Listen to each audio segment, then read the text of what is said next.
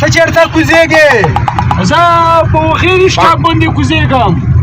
ها بس ډېره ښه ونه رسپارلونه خو خور شو خیر دی. بس خیر دی لا یو بس یو ته یې څه وبې رسوو ښه.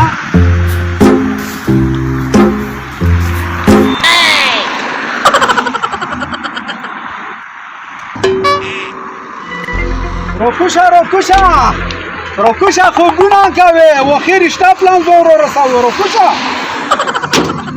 صحیح شوه ښه. پیسې صحیح څرنګه شوه؟ زما سره خو یوه روپۍ هم نشته.